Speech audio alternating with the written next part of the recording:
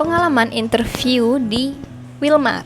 Jadi gini, aku bakal spill dari awal kapan sih aku nge-apply ini, melalui apa, lalu aku dihubungi kapan, apa posisi yang kemudian ku dapatkan, apa saja tahap rekrutmen yang ku ikuti. Jadi dulu setamat aku dari S1 di tahun 2021, itu kan di bulan Desember. Kemudian aku ngelihat di LinkedIn ada buka lowongan di Wilmar, dan ternyata cara nge-apply-nya itu dari website mereka, jadi dari portal rekrutmen mereka. Aku apply saat itu dengan posisi SAP, yang placementnya itu di Medan. Jadi kalau kita lihat dari portalnya langsung nih, seperti yang di sini, kita tuh bisa lihat langsung posisi apa yang dibuka, dan itu semua dengan keadaan yang sangat up to date ya, bukan yang kayak udah expired terus nggak diperbaruin, nggak. Itu semua benar adanya sedang hiring di posisi itu, requirements-nya apa, menerima fresh graduate or not gitu kan. Semua ada di sana. Dan saat itu aku apply untuk posisi SAP. Dan untuk posisi tersebut aku dilanjut dan mendapatkan kesempatan untuk interview HR. Nah, saat aku interview HR itu by online, meskipun aku di Medan saat itu online ya. Jadi interview itu di-record dan kemudian di-review kembali oleh user gitu. Ketika di screening oleh user, ternyata aku nggak dilanjut untuk posisi SAP tersebut. Di akunku di portal web Wilmar tersebut tidak pernah ada status yang diupdate, apakah sudah di-reject atau jadi dia tuh kayak masih di hold dalam status review. Nah, akibatnya aku tuh nggak bisa nge-apply untuk posisi lain, karena situasinya di Wilmar itu kalau kita udah nge-apply di satu posisi, kita nggak bisa lagi ngelamar di posisi lain kecuali kita batalkan dulu proses apply di posisi A gitu. Jadi kalau mau ke posisi B, pastikan kalau posisi A ini udah kita cancel gitu application-nya.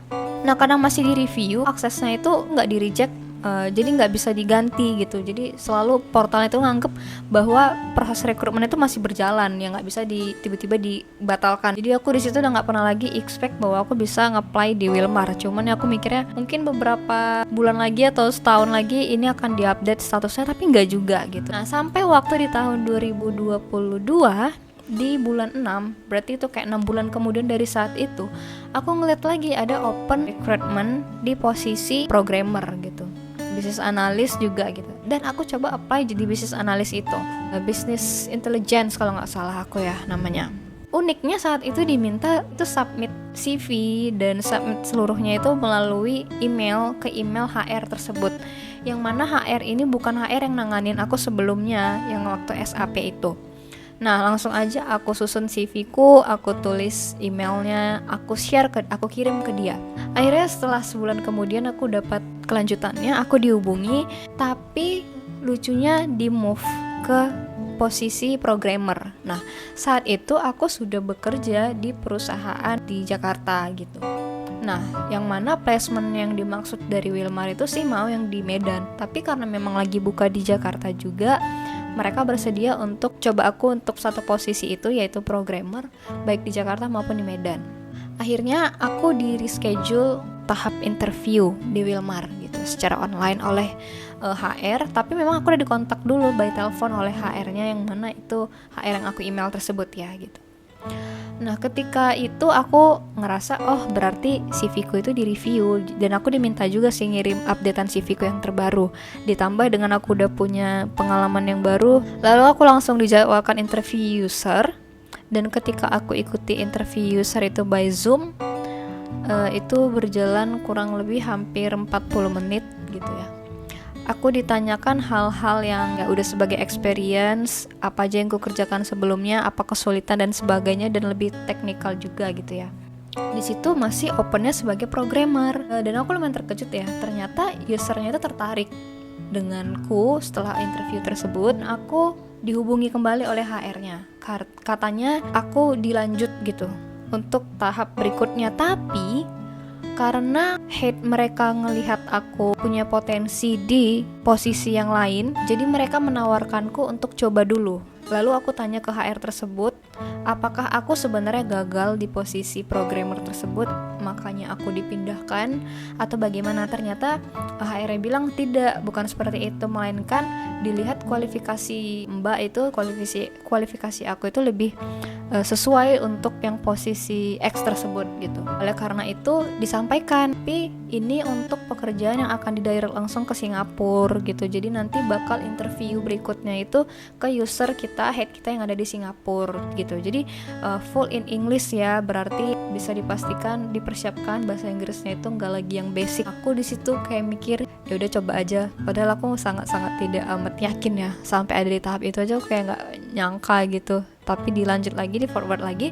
Oke, aku persiapkan diri latihan interview in English, dan ternyata itu masuk deh invitation interview user untuk ke Singapura itu besoknya langsung di jam 9 pagi gitu. Tadilah tepat posisinya aku itu baru interview user ke Singapura, full in English, tapi karena mungkin sesama masih Asia, aku bisa ngerti banget pronunciation-nya, masih bisa aku mengerti apa yang ditanyakan, dan semua pertanyaan itu bisa aku jawab. Dan aku itu adalah tipe orang yang selalu nge-record dari voice note interview yang aku lakukan gitu. Jadi aku bisa dengar ulang, dan juga ditambah karena orang tuaku sangat antusias ya untuk setiap interview yang aku ikutin, dia pasti mau tahu sih gimana, apa yang ditanyakan, bagaimana aku menjawabnya. Dan aku meskipun sebenarnya insecure, tapi ya udah sih, nggak apa-apa, ini pembelajaran gitu. Kayak mungkin dengan aku mendengar ini, aku bisa tahu lagi untuk koreksi. Dan juga guys, karena aku nge-YouTube akhir-akhir ini, jadi aku bisa lebih lancar untuk bicara. Aku bisa lihat langsung signifikan banget perbedaannya di saat aku dulu belum nge-YouTube sampai udah gitu ya, sampai setelahnya. Dan dari interview itu yang awalnya aku ragu ya setelah interview, tapi setelah aku mendengarkan lagi record voice tersebut dan gimana tanggapan dari bapakku, dari orang tuaku, dia bilang itu interviewnya bagus gitu. Dan benar aja, setelah aku mendengarkan itu selama kurang lebih 30 menit ya itu recordnya, aku langsung ditelepon lagi sama HR-nya, dan dibilang dan disampaikan, Mbak Lili, kamu dilanjut lagi, usernya setuju, usernya mau. Jadi user yang dari Singapura itu menerima aku. Oleh karena itu aku dilanjutkanlah ke proses terakhir, yang mana itu adalah medical check up. Nah, untuk medical check up sendiri aku belum dapat instruksinya instruksinya seperti apa. Namun sebelum itu aku diminta untuk update beberapa dataku di portal tersebut, dan akhirnya aku dikasih tahu sih tadi, Mbak Lili pernah ya lamar di SAP sebelumnya. Terus aku kasih tahu, iya Mbak, itu nggak bisa saya rubah dan segala macamnya karena dia yang punya akses. Akhirnya HR tersebut nge-cancel yang SAP itu, dan aku itu diminta untuk isi ulang datanya dan melakukan pendaftaran ulang untuk vakansi yang posisi yang ditawarkan ini gitu. Nah, setelah itu aku memang langsung dihubungin dari HR-nya yang berbeda lagi untuk dilakukan psikotes dan penjadwalan medical check up, cuman belum ada kabar sampai sekarang.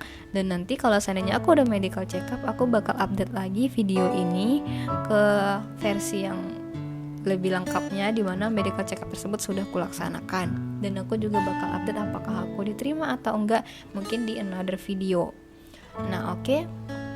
Untuk placementnya ini ada di Medan, berarti which is aku itu harus balik lagi ke Medan. Kalau memang kalian ingin penasaran tentang apa sih posisinya, apa sih yang dipertanyakan dari ketiga tahap interview tersebut, baik dari HR, user, dan yang user Singapura tersebut, aku bakal buat videonya lagi dan akan menjabarkan ke kalian apa saja yang ditanyakan, bagaimana cara aku menjawabnya.